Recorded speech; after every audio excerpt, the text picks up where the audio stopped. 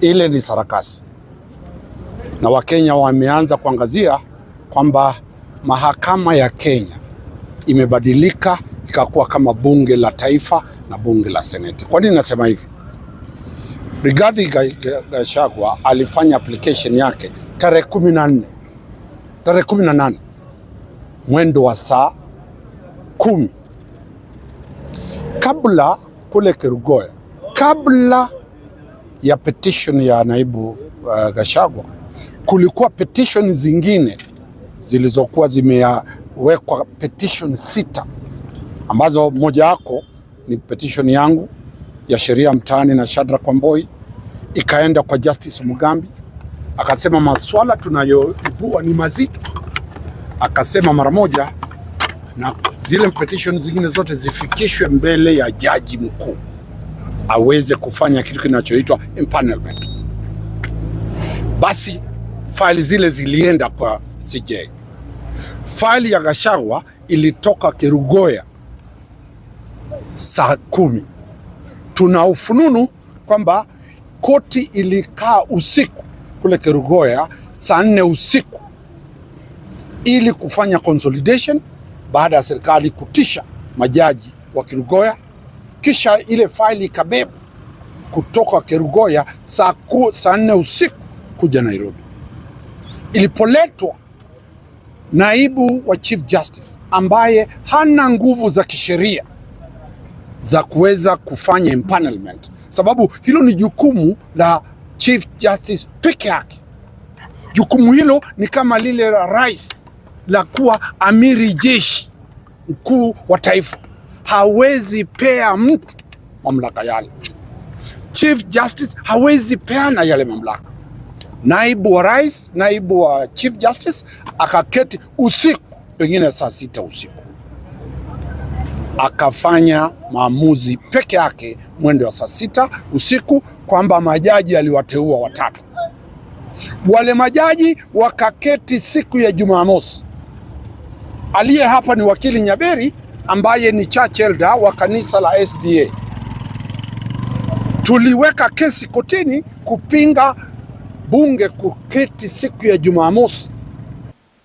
The statement by Danstan Omari was actually at the center of the court session today. And let's get to the courtroom.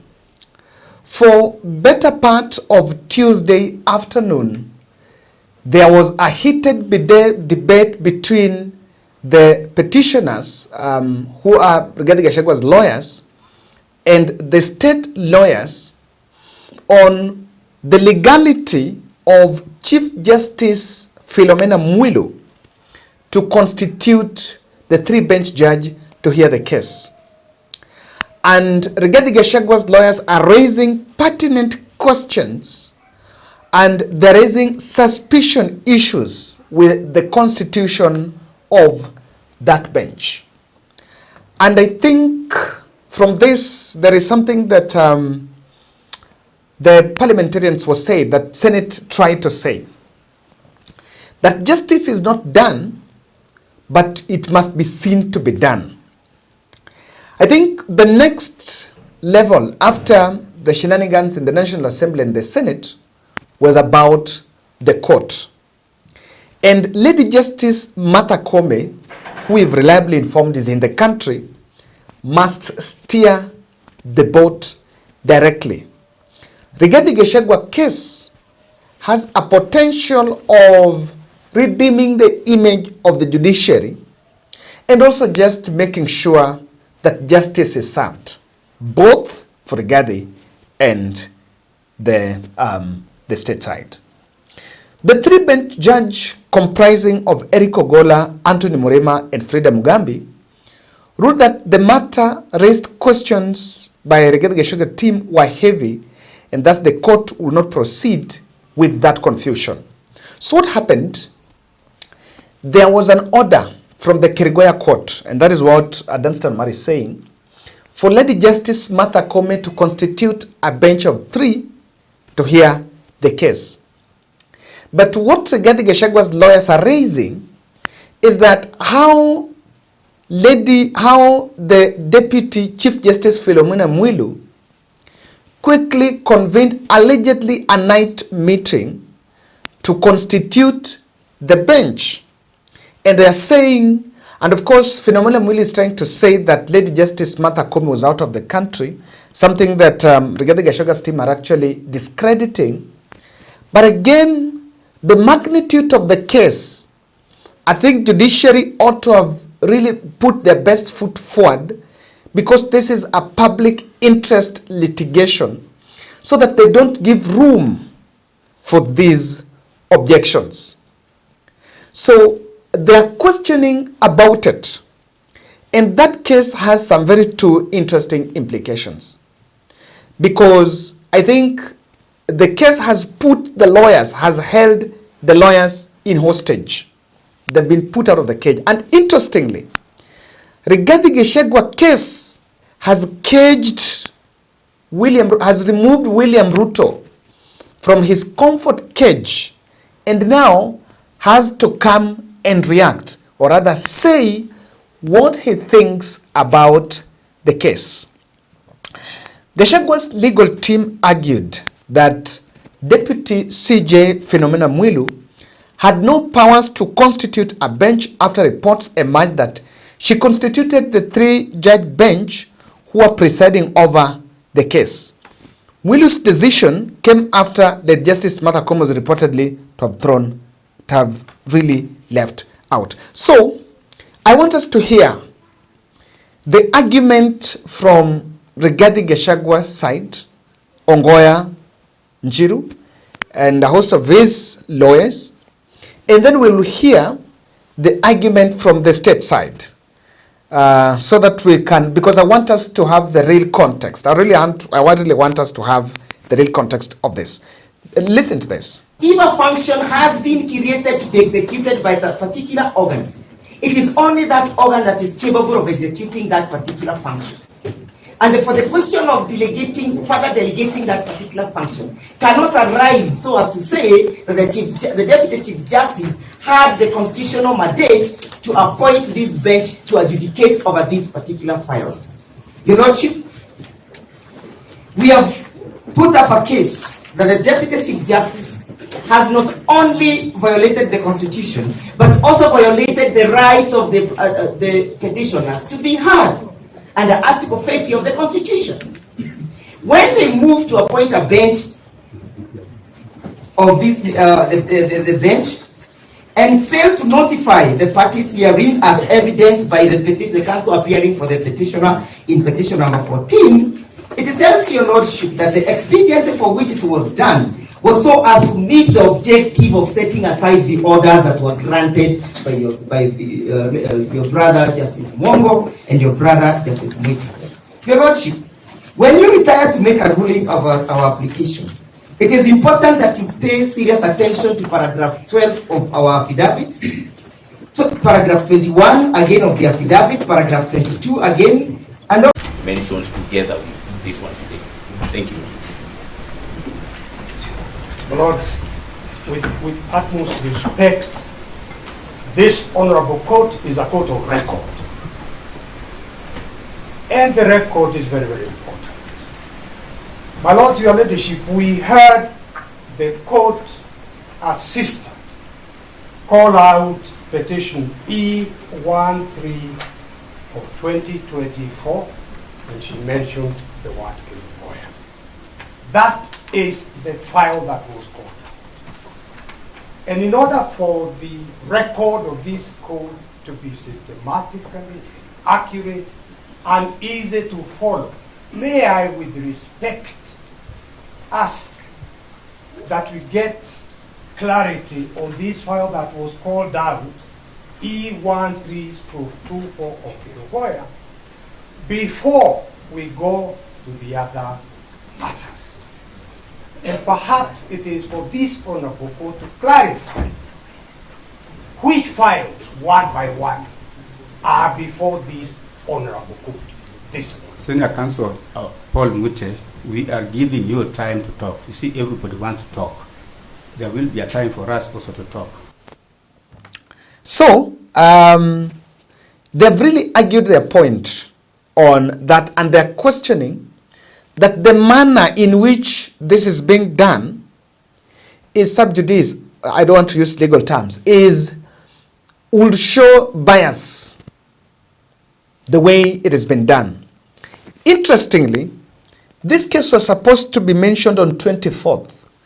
Today is 22nd. So there was some sort of rush.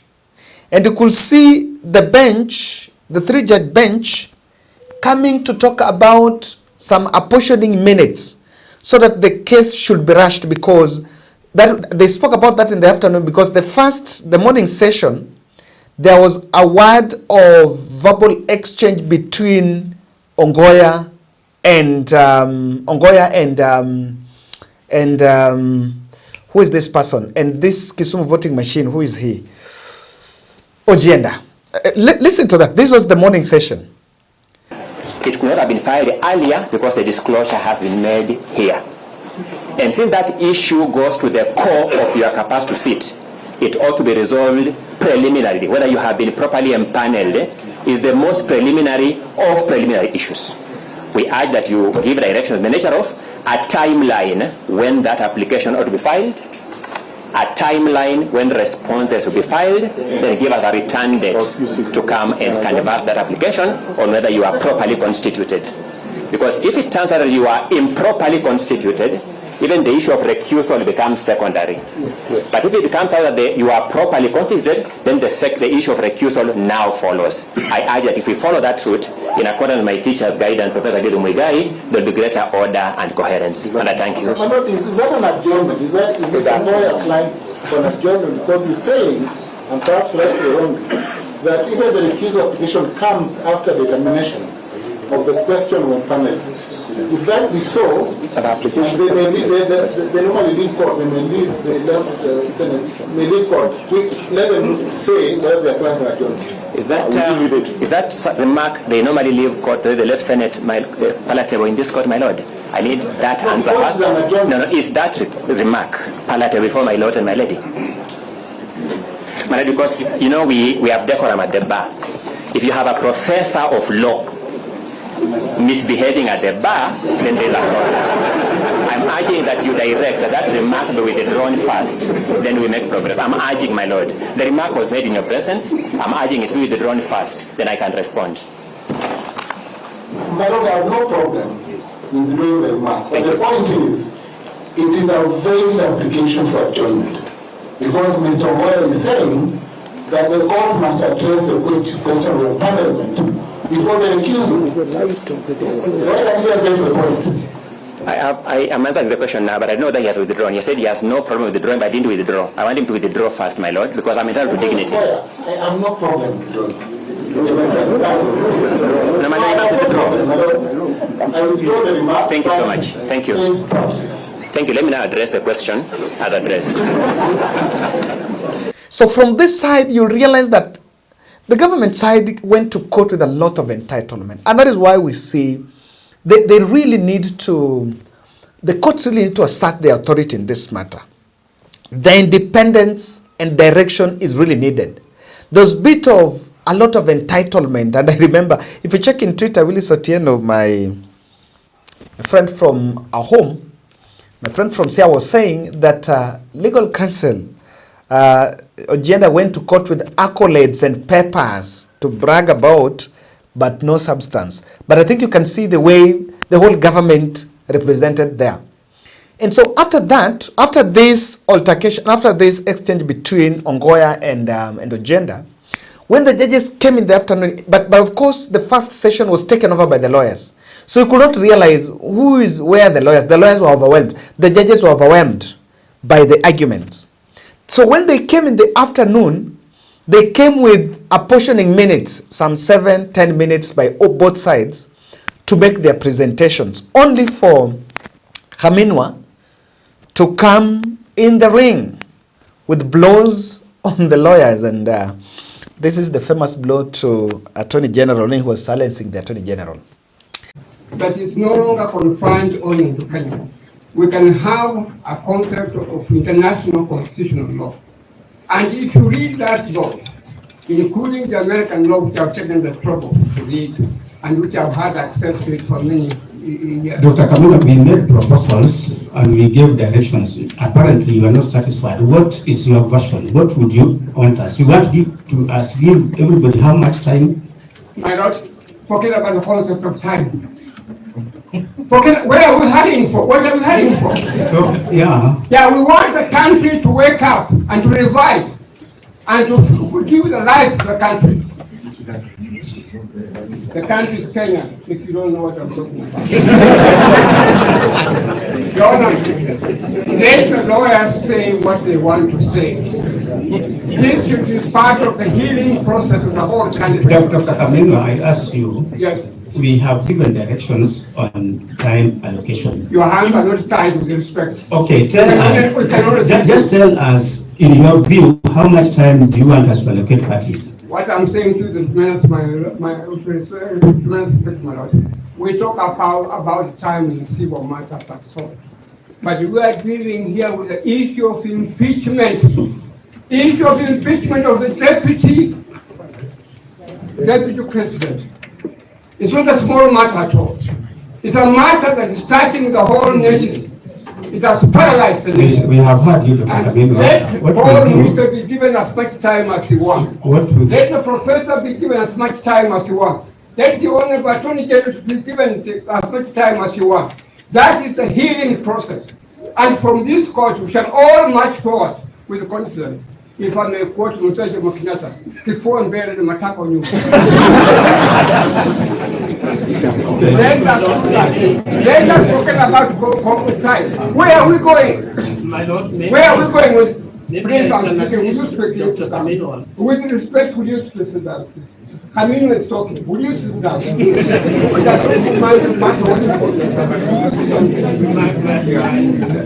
I am talking.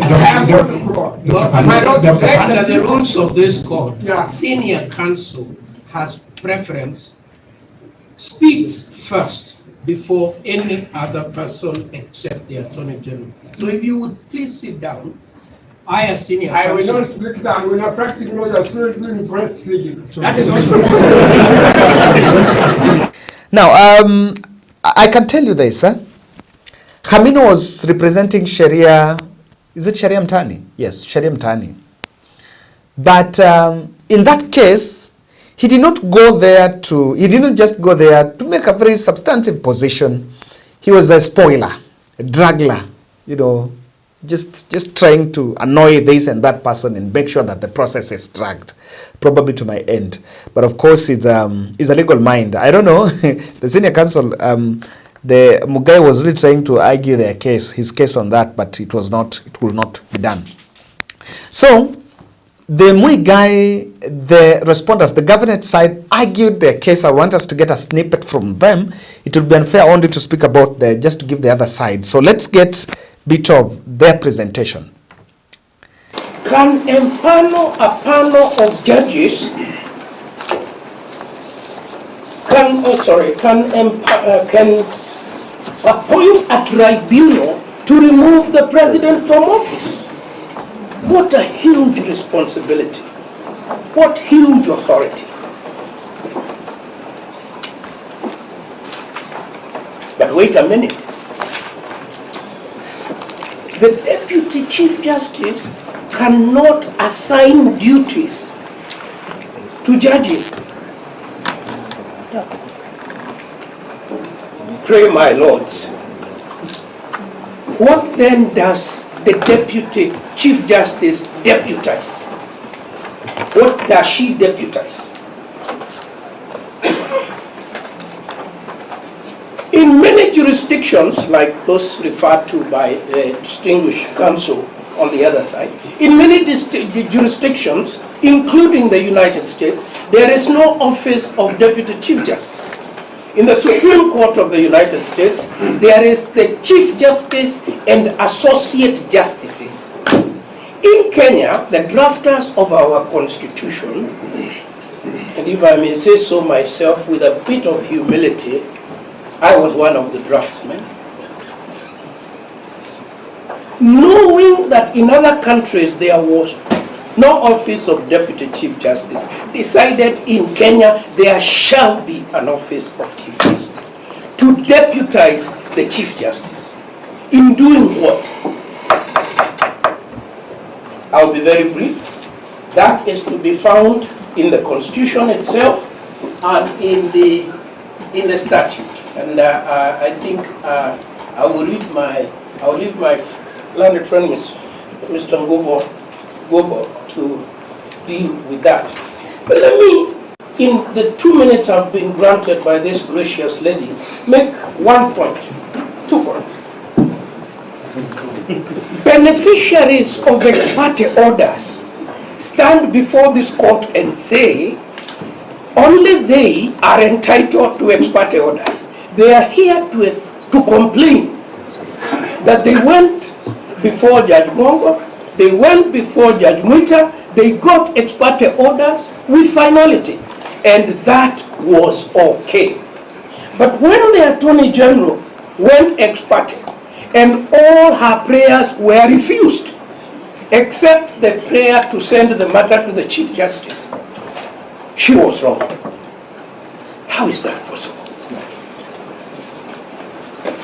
My Lord, I want you to remember, because it is in your file, the transmission from Ongoya is in the portal. Unless my learned friends are saying they have never seen the portal itself. Yeah? The registrar in Kirinyaga, Honorable Wanyama, writes a letter, yes, saying, good evening, kindly find and attach the document for your attention. It has a time to the Chief Justice. It is on the 18th, and it is 15:45. It is 15:45. It is 3:45 in the afternoon. So when counsel repeats again and again, things were done at night. Well, a lie can go halfway. So I told you that President Ruto challenges the powers of High Court to determine the petitions filed by Rigathi Gachagua and argues that matters be preserved for the Supreme Court. So he wants the High Court judges to drop that case so that Supreme Court, of course, if he goes to Supreme Court, what the strategy here is, if the judges drop the case, then it will head to Supreme Court. Now, before the time, you know what the government will do, so the slightest opportunity they will get, they will swear in Kindiki. They will sneak in the swearing in of Kindiki. So that Gachagua fights for his political life in the courts, Kindiki will be sworn in. I think that's one thing that they've really been trying to do. So, apparently this is what Ruto wants, that if the case goes, the case should go to Supreme Court directly. And the reason why he's going that direction, because he knows that from High Court, a decision, if decision is made by the High Court, it will be appealed in the Court of Appeal. That will take time. From the Court of Appeal, it will go to Supreme Court. Now, if that process is to be exhausted, it will take long. And that is why he wants the case to get directly to the Supreme Court. And petitioners have actually listed William Ruto as one of the responders. And in fact, I can tell you that he knows very well that the more this case is going to be canvassed in the court, Rigathi is going to wash the dirty linen. You know, one thing with Rigathi is he's lost the decency, the political decency that probably William Ruto wanted. But again, that is the nature of our politics. If that is what he wanted, Rigathi is serving that decency and is not observing any rules of hygiene. You know, Rigathi Gachagua is not observing any rules of political hygiene. And that is why I agree with those who say that probably he doesn't want to get back to that office. So Ruto knows that the more this discussion be going on in the Senate, or rather in the courts, is likely, really more is likely to spill. Now, this is it. Deputy Chief Justice Philomena Mwilu acted on this case, and there is a point of deputizing her boss. Martha Koome. But today I saw Martha Koome in Makadara Law Court. Yes. So when Martha Koome was asked about this, she said the case is not yet in her desk, so she cannot comment. But I really want to know, if there is a request for Chief Justice Martha Koome to constitute a bench, let's try to assume that she's out of the country. What does it take? Must she be in the country physically for her to constitute a bench?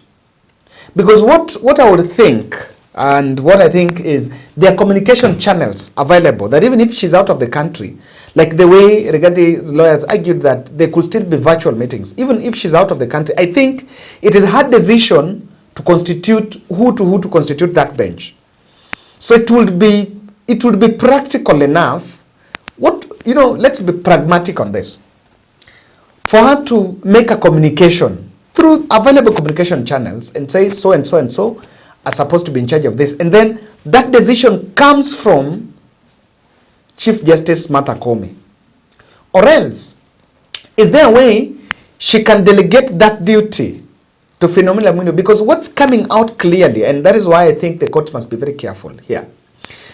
It's coming out clearly like the DCJ, Philomena Mwilu, just throw herself in the ring. Or rather, the way in which she was there, as much as they want to say she was deputizing, but also tend to feel there was no urgency of constituting a bench at night. There was no urgency. If CJ is out, it could just still wait. This bench could still be formed on Monday. There's no urgency. It could still be formed on Monday and say the judge of XYZ is supposed to meet on the 24th, because remember the date that was set was supposed to be 24th. So I honestly do think that the way the whole thing was rushed, and it should be a responsibility of the CJ, unless the CJ wanted to recuse herself from the case, which I highly doubt. But the way it has been handled, I think it's a bit critical. Now, the petitioners are raising concerns about potential bias and the integrity of the judicial process. They argue that the assignment of judges was conducted irregularly and may compromise the independence of the judiciary. In their view, the Deputy Chief Justice's decision to assign judges, particularly the timing on Saturday, lacks proper authority and may signify favoritism towards government interests. Implications of this court ruling are very interesting, and really look at this. The implications of court ruling of this matter are very significant.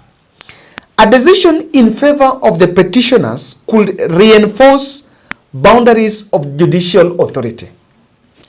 If petitioners will say that yule ambaye Philomena Mwilu that assigned them that role, if that was illegal, then it will only mean that probably DCJ insubordinated her boss. That's one factor in it. Ensuring that only, and that will ensure, but if conversely, a ruling on respondents might set a precedence. Remember, precedence is very important in court. When we will be faced with such a litigation, they will refer to this case and say, Rigathi Gachagua versus the state case, the lawyers complained about Deputy Chief Justice constituting the bench, and then probably they said it is in order.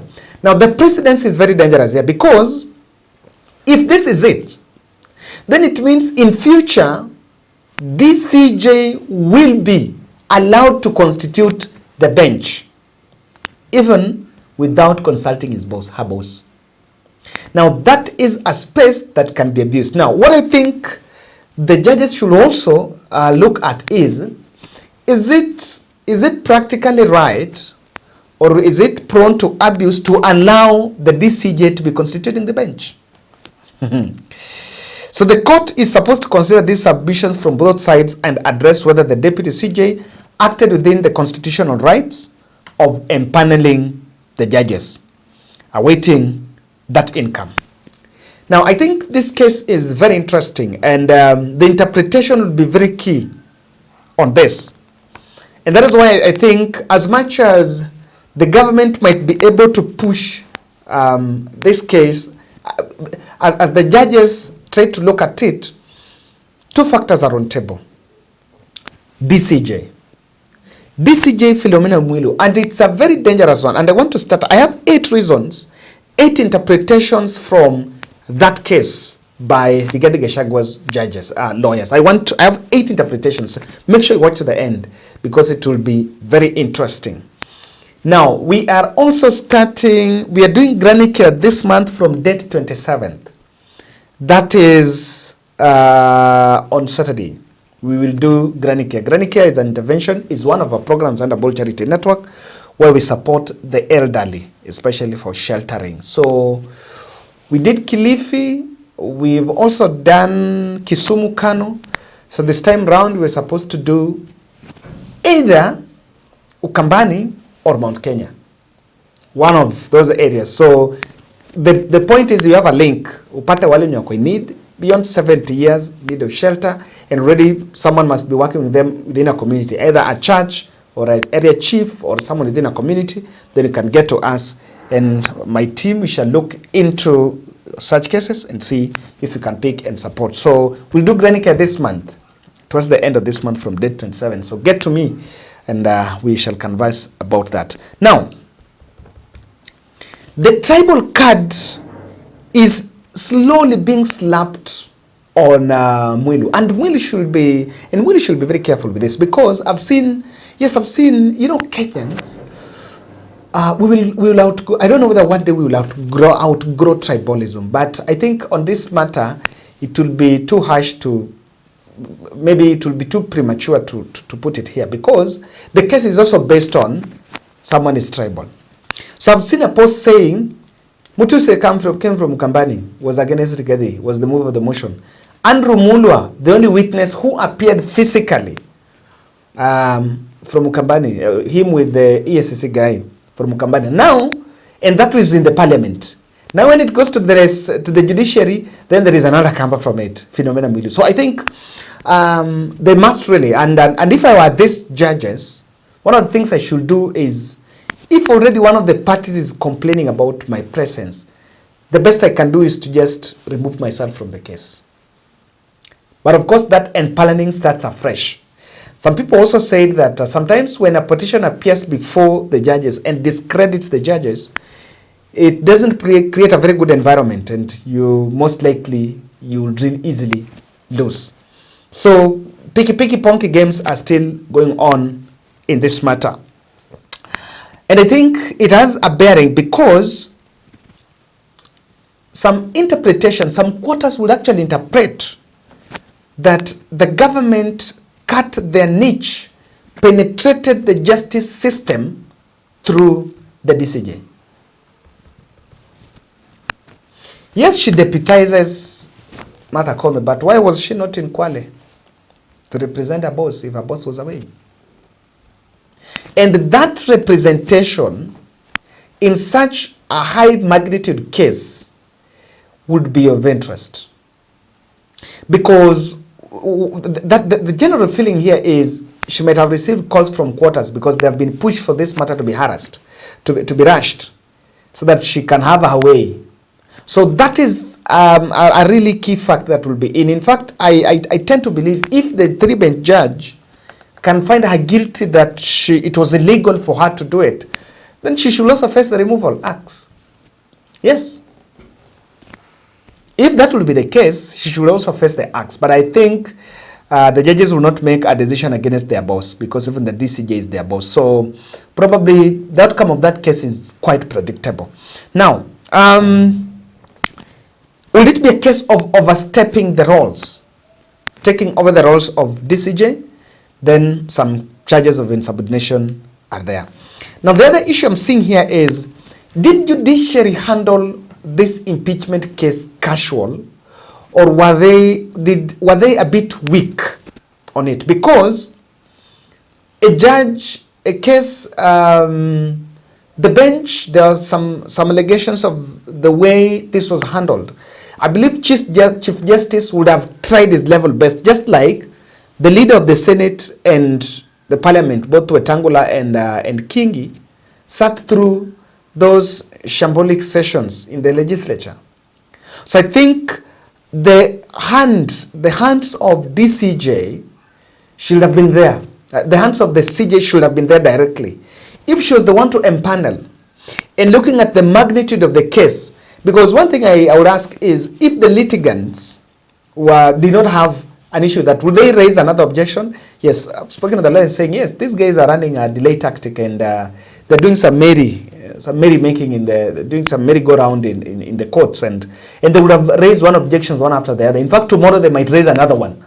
Before this one is done, they might raise another one and drag this process. But of course, if the CJ was hands-on, probably this would not have come back. Now, the Chief Justice must be careful, because Rigathi team are successfully brandishing the process from Parliament as flawed.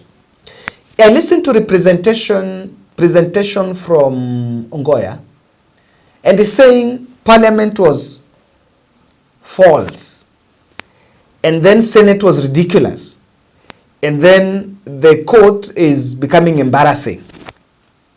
So the Rigathi Gachagua team are already, because remember, this case is both legal and political. You can lose the war but win the battle, or you can lose the battle but win the war. I think it's the other way. I think it's this way now. Rigathi might lose the war against, he must lose the battle against William Ruto, because a battle is won instantly. Now, this battle.